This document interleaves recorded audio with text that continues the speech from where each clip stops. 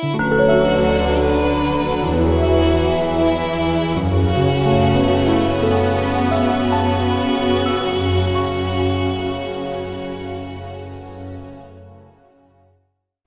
the Buddha tried to classify everything in the world into actually there was 660, but somehow it was streamlined into 100.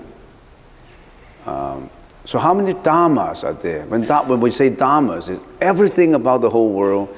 It's so immeasurable that no one can actually study everything. So the Buddha tried to categorize it into 5 kinds and further subdivide it into conditioned and unconditioned.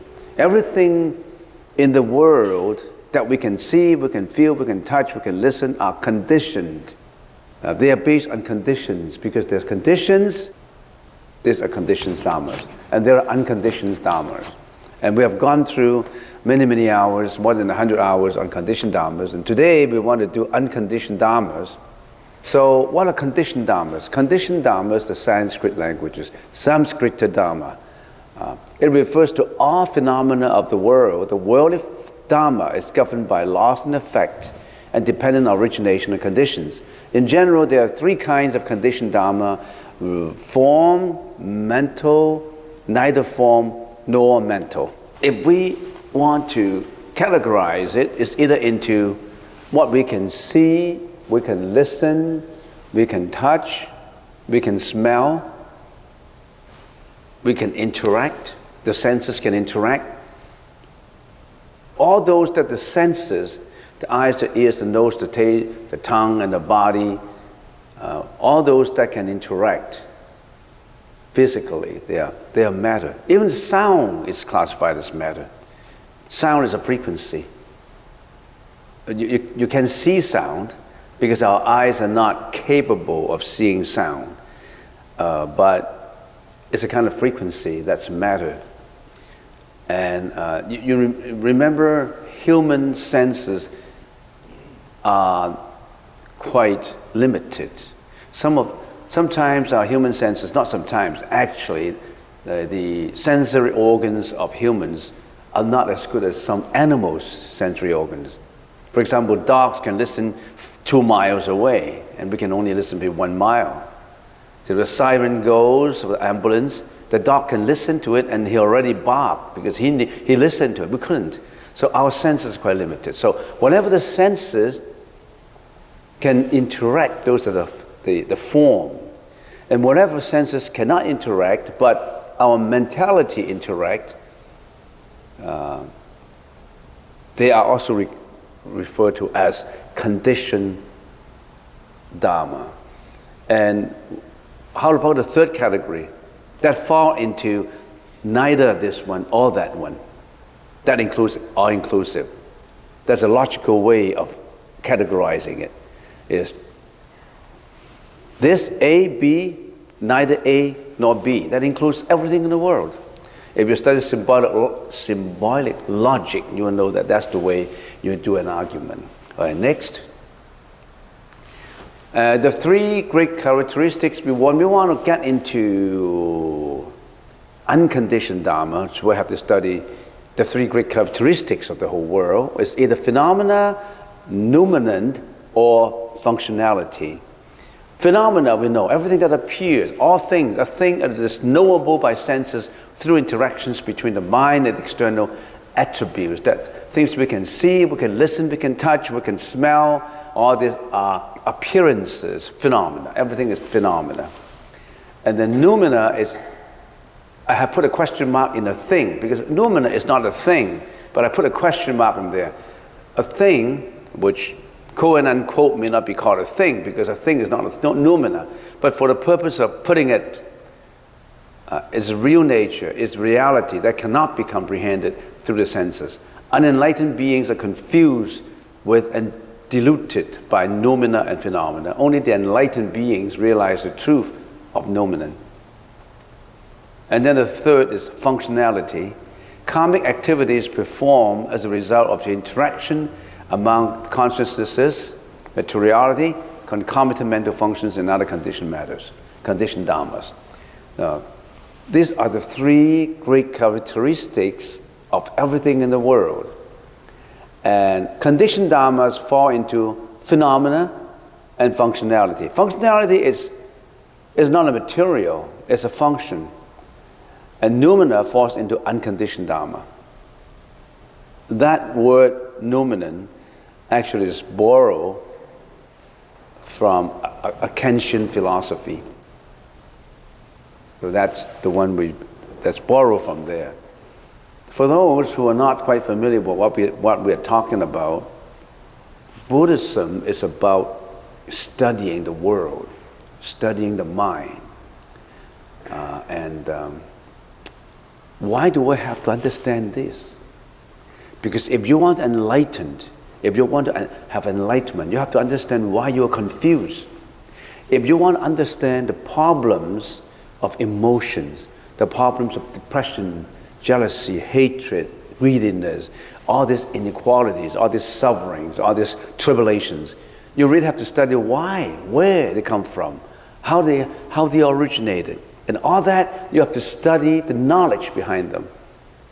So the Buddhist teaching is a matter of complete, full understanding or complete, full search of the understanding.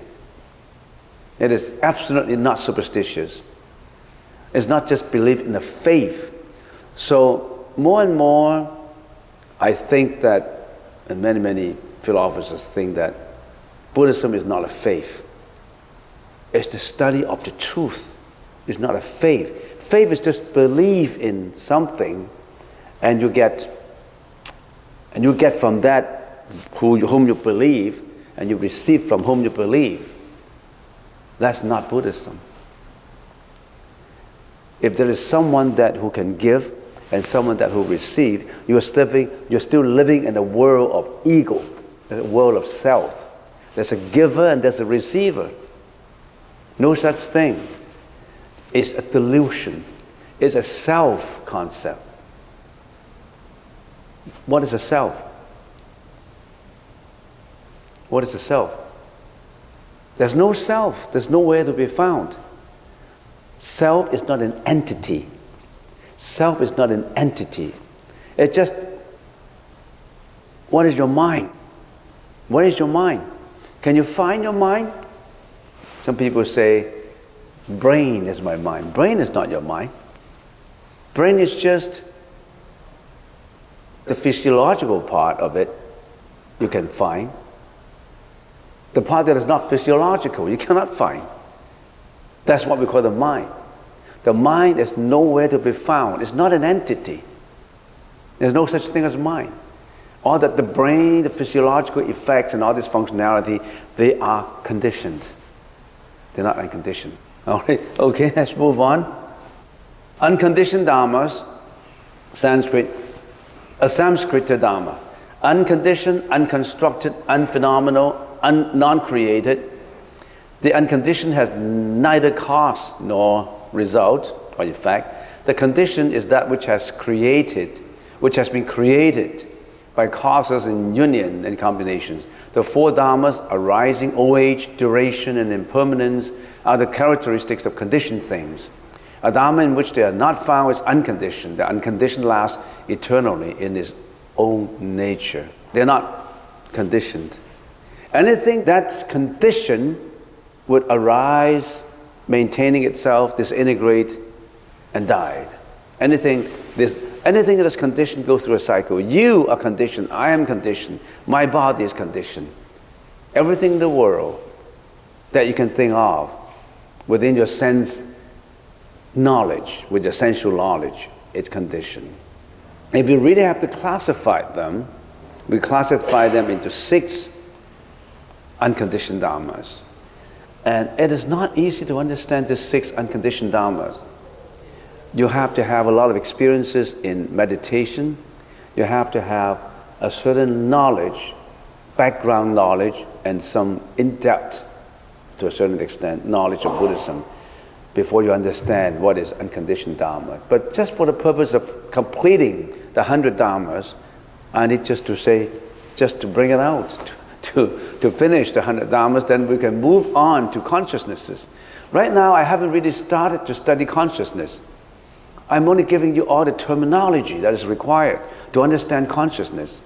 Now, after this session, which is the final 6 unconditioned dharmas, because we already have studied the 94 dharmas, and conditioned dharmas, 94 conditioned dharmas, we have already studied them for 100 hours, more than 100 hours, I think. Now we want to finish with the 6 unconditioned dharmas. Then what do we do in the future? We move on to study each consciousness. Vision consciousness, hearing, smell, taste, touch, and what? And mano. Mano is what? The 6th consciousness. That is the rational brain, the intellectual brain. Physiologically, it's the limbic system. The limbic system, the cerebral cortex of the mind. Remember the brain is in 3 parts. The frontal lobe, which accounts for your rationality, your intellectual knowledge. The learning brain, your learning brain. And in your learning brain, of course, there's a regulator of your emotions, which is the prefrontal lobe. And all the memory, all the rationalization, decision-making, planning, all in the cerebral cortex as far as the material side is concerned. Of course, there's a lot of immateriality in the brain, which is the mind that we cannot see. That's the learning brain. Other than the learning brain, everybody has an emotional brain. The emotional brain is the limbic system. The limbic system contains many things. I'm not a neuroscientist, but we need a little bit of knowledge in order to understand consciousness. You really need a little bit of knowledge to understand consciousness. In the limbic system, the emotional brain, it contains the amygdala. You know what the amygdala is? The one that is responsible for your negative emotions, or your fear, or your depression. And depression, there's another side of the brain, which is the hippocampus. Is responsible for memory and your depression. When you're in depression, that hippocampus is actually shrink. So your emotions are affected not just mentally. Your emotions are also affected by your physiological changes, your brain. So when an emotion comes out, it's not just mentality. So if you're not in good health, you tend to have more emotional problems. So you need your exercising, you need your meditation, you need to be in good health in order to cure your emotions. But basically, the major part of the emotional problem comes from the mentality side. But don't ignore the physiological side. So don't blame those who have depression. Maybe they were born with certain genetic defects. For example, in the amygdala. Some amygdala are more sensitive than the others, and some hippocampus are more, emotional than the others. So when you tell people when your family members suffer from depression, don't ignore the physiological part of it. They could be born with something that they couldn't do anything about, but somehow exercising, keeping in good health, good nutrition, may bring some good effects to cure it. And don't ignore that. Let's carry on. So let's get on to spatiality, the first one, unconditioned.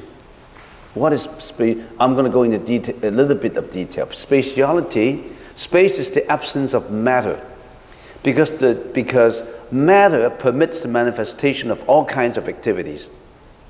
Space is that which does not hinder.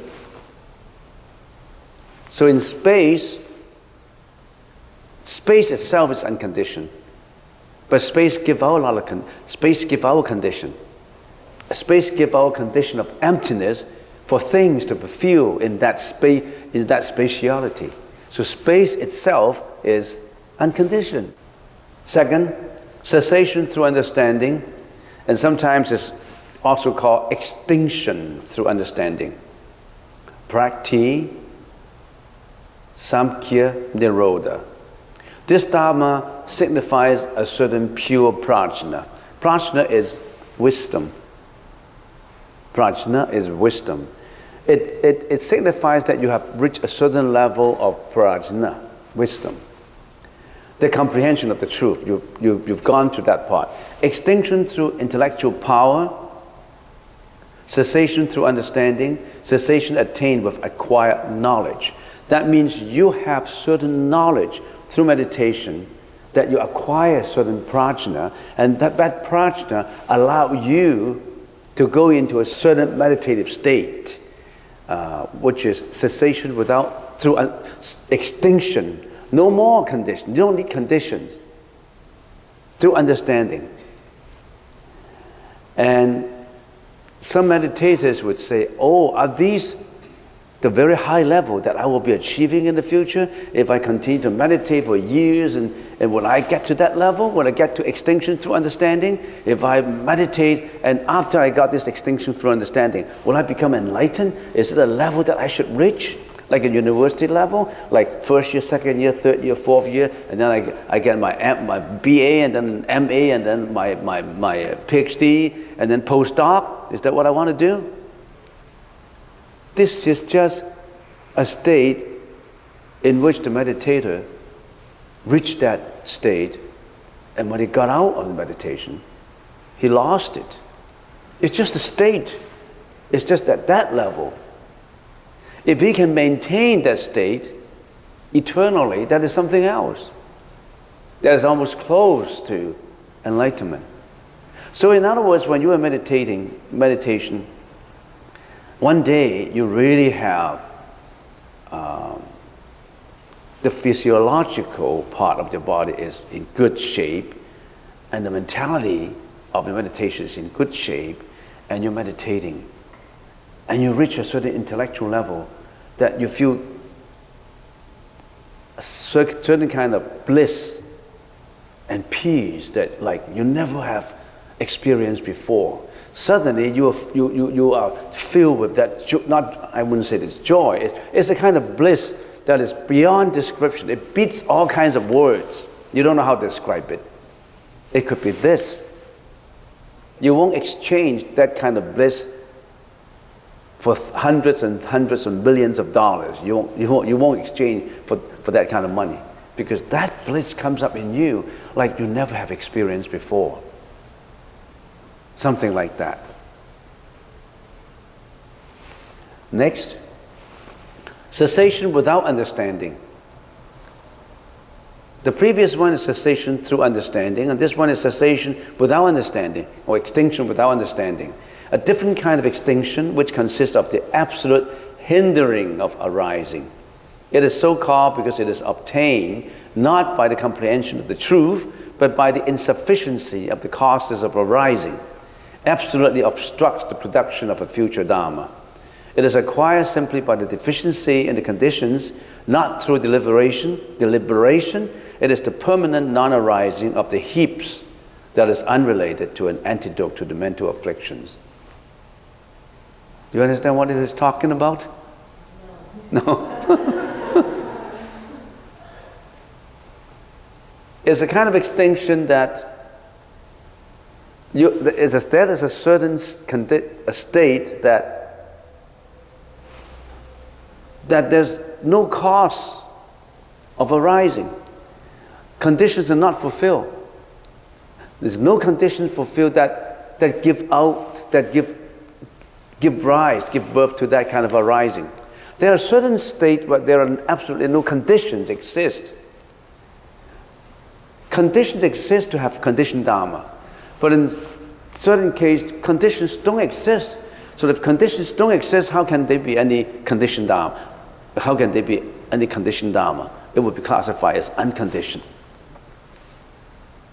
You don't really have to worry about that if you don't understand it, because it's just like in logic. If it's not A, it must be B. A and non-A. A and negative A. If it is A, if it's not A, there must be negative A. If it is conditions, unconditioned through intellectual, through a wisdom. Is there any unconditioned through, not through wisdom, through just conditions not fulfilled? No conditions in there.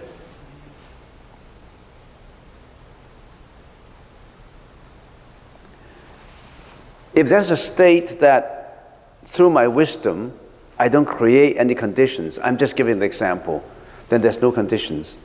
There must be a state that I don't have to do any efforts to it, and actually there are no conditions exist. So how can there be conditioned Dharma? It must be unconditioned. Take a course in logic, you know that would help. I remember when I was at school studying symbolic logic, I didn't know what it was talking about. I still remember before the exam, I read one chapter, and that chapter only contained about 2-3 pages. I spent 5 hours. I like plow every word, I still don't understand. But anyway, don't worry about it. There are things that are unconditioned. Motionless cessation. This is the fourth dhyana of Rupa Dhatu Samadhi. At this level, the meditative practitioner, feelings of suffering and happiness cease. So the one who is meditating, suffering and happiness disappear, no more, become motionless. That is why it is called motionless extinction. This is actually at the fourth dhyana of Rupa Dhatu Samadhi. Remember there's 3 levels, the Kama Dhatu, Rupa Dhatu, and Arupa Dhatu. This is the Rupa Dhatu Samadhi, the highest level of Rupa Dhatu Samadhi. That's number 4. Number 5, cessation of sensation and feeling. Previously, it's just extinction of suffering, of the feelings of suffering and happiness. This is extinction of the sensation and feeling. This is the Arupa Dhatu Samadhi. At this level, the meditation practitioner's sensation and feelings cease. There's no one to realize whether it is conditioned or unconditioned. Whether it is conditioned or conditioned, the consciousness has to know it in order to know that it is conditioned or unconditioned. There's no consciousness to know it. A cessation of the meditator's sensation and feeling. And some novice to meditation would say, "Oh, poor, I don't have any sensation, I don't have any feelings, so I must be dead. It must be bad for me. If I don't have any sensation, I don't have any feeling, it must be bad for me." And let me tell you this, it's your sensation and your feeling that got you into trouble. It's your sensation of lust.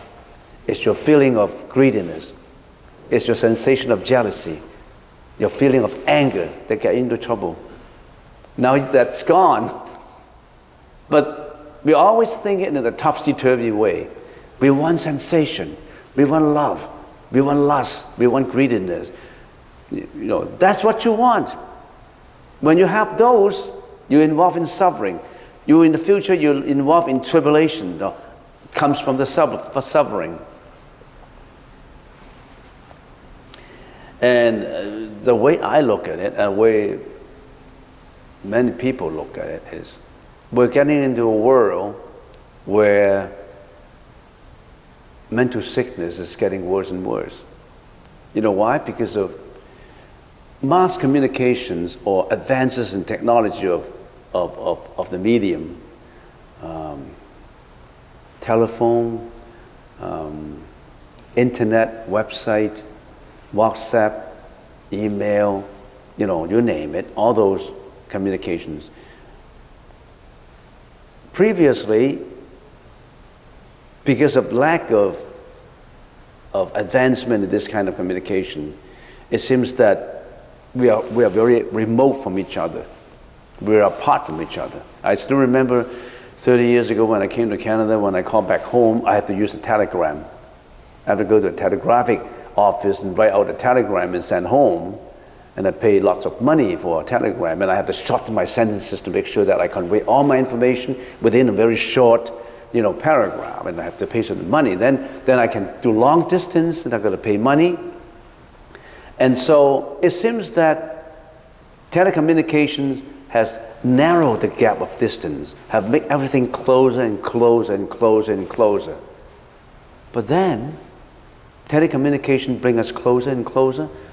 But then it seems that family members are more apart and apart and apart from each other. Why? Because what they cared about is playing games. What they cared about is burying themselves in computers. They never talk to each other. At home, what do? Even on dinner table, what do the kids do? They bring out the games and, hey, come on, John, eat your dinner. Oh, don't bother me.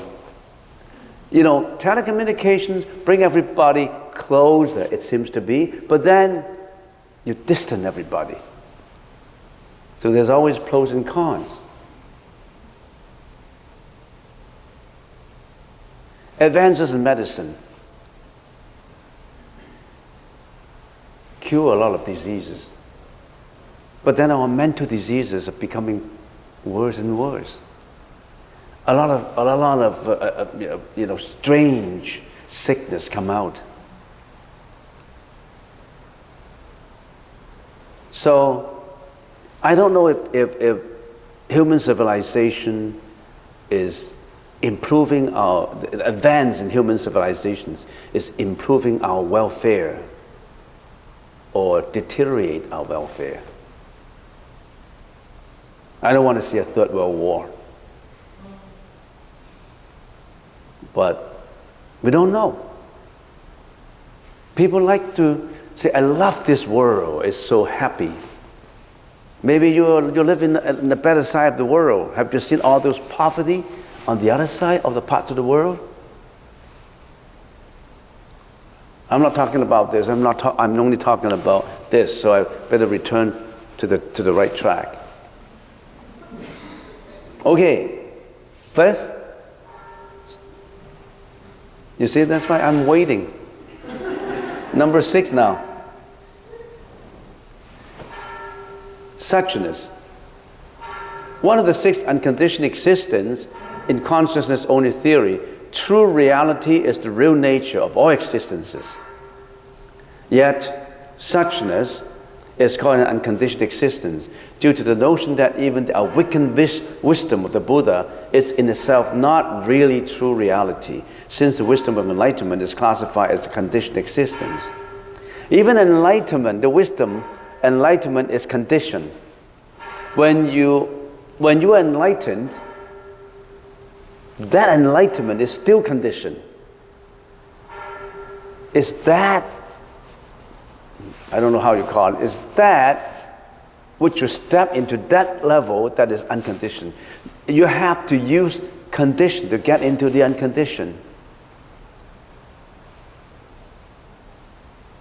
You have to use that ladder to climb.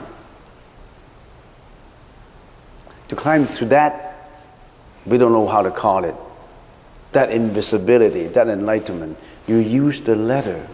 You still have to use the condition to get into unconditioned.